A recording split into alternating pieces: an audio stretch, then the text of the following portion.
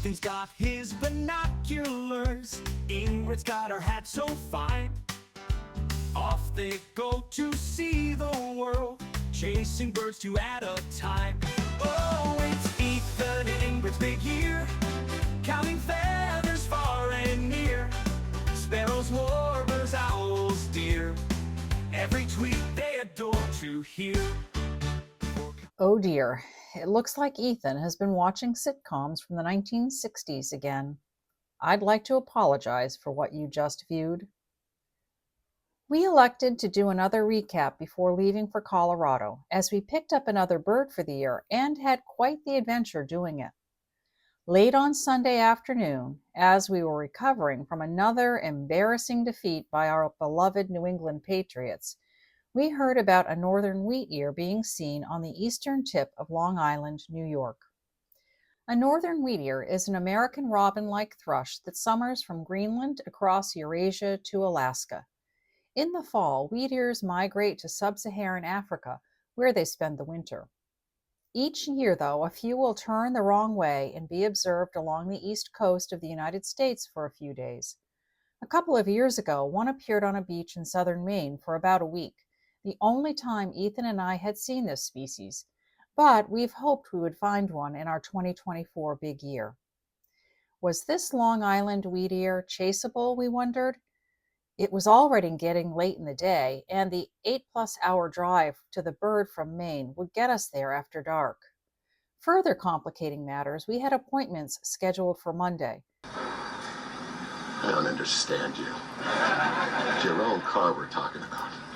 You know you wrote the wrong mileage down on the form? You barely know the car. You don't know the mileage. You don't know the tire pressure. When was the last time you even checked the washer fluid? But the washer fluid is fine. The washer fluid is not fine! So after some discussion, we decided to wait and see if the northern wheat ear would hang around until Tuesday. Up early in the morning, we packed the car for an overnight trip and waited. At 8:41, a report came through on eBird. The bird was still there. 10 minutes later, we were driving south. On our drive, we began to text with Ezekiel Dobson. Ezekiel is a 19-year-old birding prodigy who is also doing a lower 48 state big year. While Ethan and I are currently tied for second place in the 2024 competition, we are an incredible 40 birds behind Ezekiel. He needs another 22 birds to break the lower 48 state record. Ezekiel had flown in from Los Angeles to see the northern wheat ear, and we were exchanging notes on our respective progress. Fortunately, traffic was extremely light, and we made the 1 o'clock New London to Long Island ferry in time for the 80-minute crossing. Fittingly, Ezekiel beat us to the wheat ear, but was kind enough to hang around for half an hour so that we could arrive and he could point out the bird to us. This was the first time we had actually met Ezekiel, even though we had been in the same towns chasing the same birds throughout the year and had texted many times. While big ears are a competition, it's all done in a friendly manner, and most folks are happy to help others get on a bird or give advice about logistics. Birding superstars David and Tammy McCade, a married couple from Florida, have seen 700 birds in a year 6 consecutive years. We have never met in person, but they've been a great help to us all year long.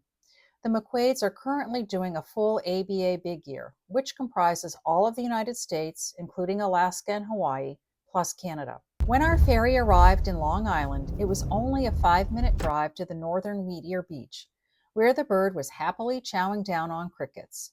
We got great photos and video and enjoyed visiting with Ezekiel, Hanyang Yi, who's doing a 50-state big year, and local New York birders.